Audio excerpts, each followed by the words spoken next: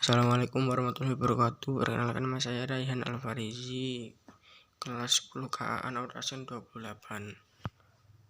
1. Tujuan: mengetahui normalitas natrium tiosulfat. 2. Kajian pustaka.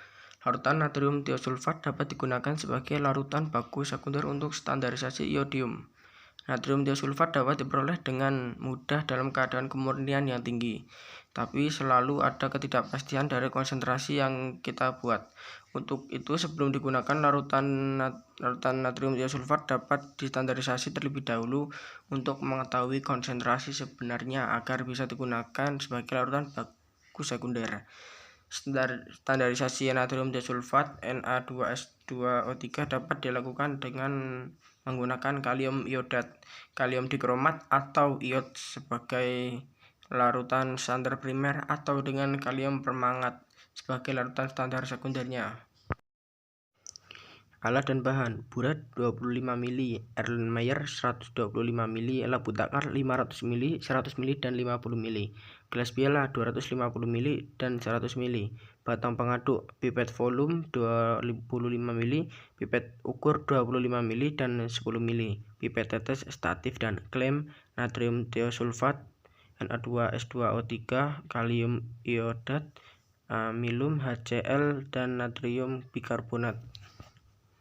Perhitungan: 1. Pembuatan larutan Na2S2O3 5H2O 0,5 N 500 ml.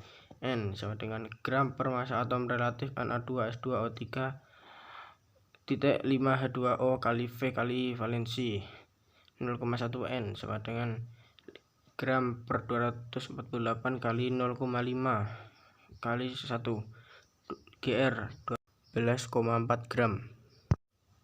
2. Pembuatan larutan KiO3 0,1 N 100 ml.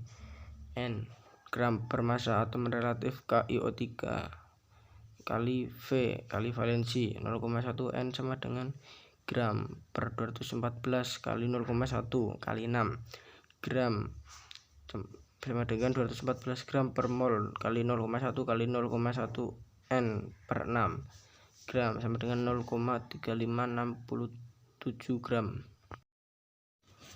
Cara kerja: 1. Pembuatan larutan natrium tiosulfat 0,5 N 500 ml. Timbang 12,4 gram natrium tiosulfat, larutkan dengan 200 ml aquades. Tambahkan 0,2 gram natrium bikarbonat, aduk hingga larut semua. Masukkan larutan tersebut ke dalam labu takar volume 500 ml dan tambahkan aquades sampai tanda batas. 2. Pembuatan larutan kalium iodat 0,1 N 100 ml. Timbang 0,3567 gram KiO3, larutkan dengan aquades 50 ml, aduk hingga larut. Masukkan larutan KiO3 ke dalam labu takar 100 ml. Tambahkan aquades sampai tanda batas. 3. Pembuatan larutan HCl 2N 100 ml. Isi labu takar 100 ml dengan aquades. Ambil 16,5 ml HCl pekat dengan pipet ukur. Pindahkan ke dalam labu takar yang telah diisi aquades.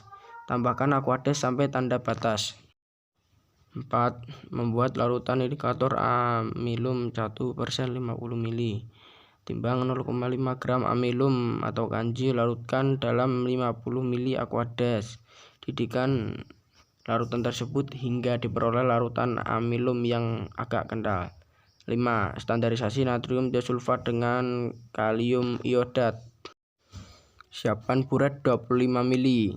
Isi dengan larutan natrium tiosulfat 0,1 N. Pipet 25 ml kalium iodat 0,1 N. Masukkan ke dalam Erlenmeyer 125 ml. Tambahkan 12 Ki. Goyang perlahan hingga larutan Ki larut sempurna.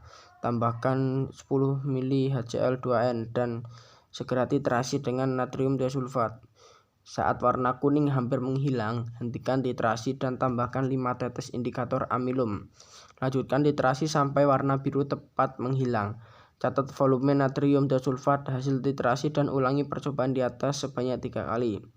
Sebelum ditambahkan HCl, larutan KiO3 berwarna kuning, dan setelah ditambahkan HCl 2N, larutan berubah menjadi kuning, dan saat warna kuning hampir menghilang, Ditambahkan larutan indikator amilum, larutan berubah menjadi biru. Setelah warna biru menghilang, titrasi dihentikan.